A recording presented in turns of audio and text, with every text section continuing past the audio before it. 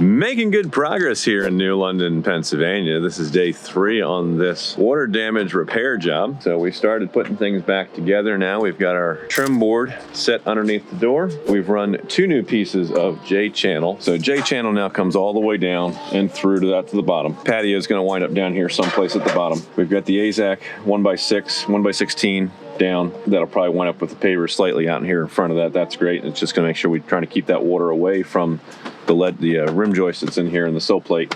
So that's set, ready to go. We'll peel this off last when we're all said and done. Put that in with Corstex screws and these pretty caps that you almost don't see. They just disappear. And once that line is gone off of that piece of plastic, we're going to peel that piece of plastic off.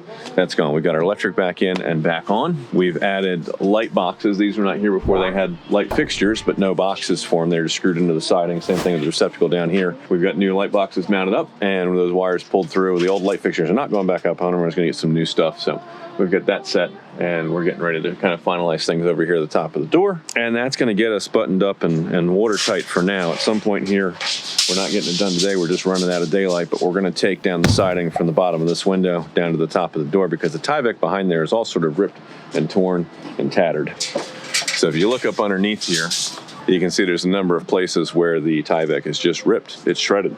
And with it being shredded and having a J-channel on the bottom of that window, knowing that that's a high probability of a potential leak source for water to get behind the siding. If that house wrap here is compromised, it could potentially damage our door. We want to make sure that we have the high-risk areas addressed, and that means taking down the siding below that window and making sure we get a good house wrap all the way up to that point. Could water get in on the joints and the seams and the cracks up here? Yes, it could, but that might be 10% of whatever gets behind the wall. In my estimation, 90% of it gets in at the bottom of these J-channels because the wind's just going to blow sideways into here, and then it's got room to go. And if the installer didn't burn that piece of metal flashing out onto the nail fin here to help move it into the weep screed, you're going to wind up with more water back there than you'd like to have. That's where we stand here at the end of day 3. Day 4 here in New London, Pennsylvania. We have taken down some more of the siding above the door, and we're bringing the new stuff back up. We've got house wrap in different places, and this is giving us an opportunity to really get those flashing details correct. We've got a couple places that we really want to pay attention to. We'll show you some pictures here of what was going on with the step flashing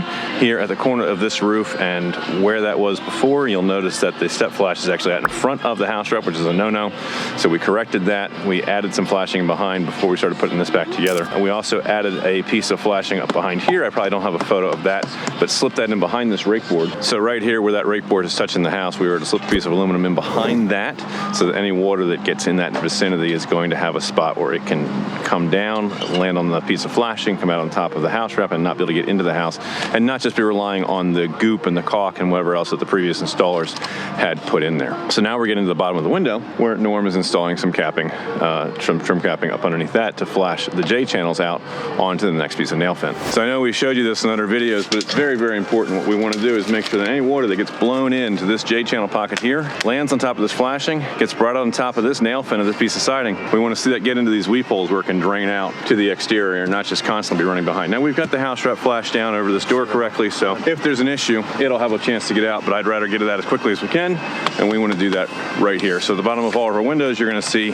these pieces of metal put in place to flash things out. So here you can kind of see these weep holes up underneath, and that allows the water to drain out that gets caught inside of those areas. So what we're trying to do now is just get any of the old Tyvek covered as much as we can up to the bottom of this window, because we're just finding so many rips and tears and holes up inside of what was going on there previously. So at some point, what we're going to do is we're going to knife the old Tyvek. We're going to slip ours under behind it, so any water comes out above comes out on top of ours, and go from there. Now, in theory, we could take this whole side of the back of the house off and up, but the customer doesn't want to spend that kind of money, and they're thinking about getting the siding replaced in a couple years anyway. So we're going to get to the point where the 90% of our water chance of getting in my opinion, is coming from the bottom of these the J-channels here at the window. So we address that. We get new house wrap from there down. We have mitigated the risk as much as possible, and short of taking, like I said, all the siding down and putting new house wrap on everything, we can't guarantee the rest of it, but we've taken some good precaution measures and kind of balanced that that risk-reward ratio of how much do you want to spend versus what kind of benefit are you going to get out of that. We use these same flashing details when we're doing the lighting blocks too. We're going to either tape the top edge of these to the Tyvek, or we're going to lap that behind the Tyvek, and we're going to make sure that the bottom is drained out onto the next nail fin down below. And here's that spot that I was showing you earlier where Norm took and slipped a piece of aluminum up behind this piece of rake board here to make sure that any water that whatever to get into this space here has a path down onto the next nail fin and can't get trapped back there where it's going to cause us problems. So here you can see some of the rips and the tears that I was talking about. You know, just spots where, and this isn't even real plywood, this is that buffalo board Celotex stuff back here. And that stuff gets wet, that's not good. So we're gonna knife this right across here and tuck ours up behind it.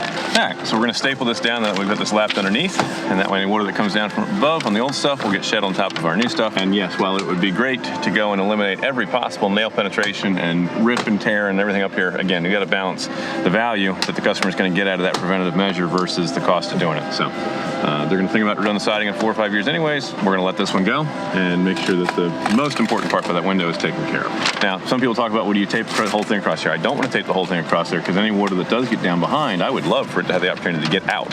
So let's not trap it back there. Maybe tape in a couple of places, but definitely not making a dam.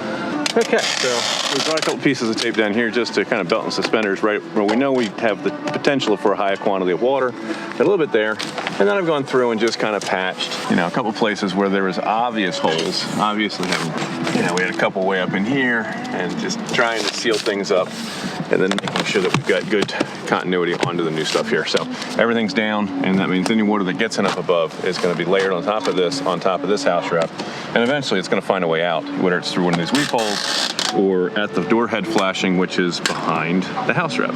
Get the layers in a proper sequence, keep moving the water towards the outside so that you make sure it's not going to leak and protect your forever home. So this is one other detail that we corrected, bringing this piece of J-channel out in front of this piece of siding instead of letting it be half behind and half in front. That way any water that comes down off the siding up above lands in the J-channel, races to the bottom. We've got it kicked out in front of the siding, so it's going to run out here. Norm also put some flashing metal behind this piece of fascia capping here to make sure that if any water got behind, that again we've started shedding it onto one of these nail fins out onto the piece of siding and making sure that exterior cladding is complete and that the water keeps getting pushed to the outside. And of course the whole process that started all of this was making sure that this was prepped and ready for the hardscape guys to come and put their big large granite stone steps across here. We're going to leave that AZEK protective plastic on there for now, let them do all their work. That can be the last thing that gets pulled off. Their stones aren't actually going to touch the house. There should be an inch or 2 inches off the house, and there's going to be some conversation with the homeowner about making sure they keep the snow shoveled off of that so you don't have the opportunity for an ice dam to form at those steps and flow underneath that back door of the house. I always like to have a full step down coming out of a house onto a deck or anywhere else, just because we don't want that ice buildup and the snow buildup and wind-driven rain to be able to have a path underneath that door threshold. And by keeping the stones away, that gives you a little bit of a break.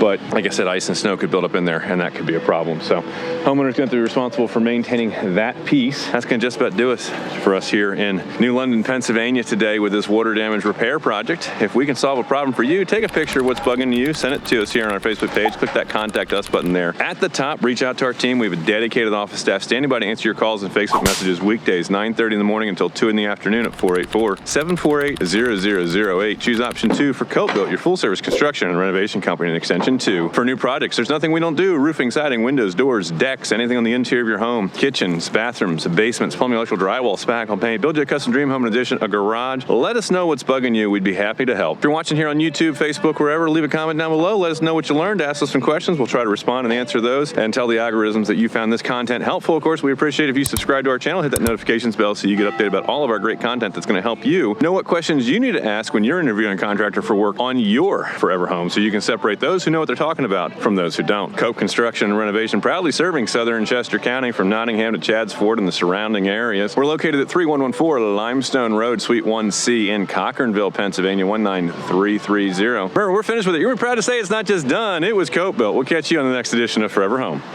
Bye for now.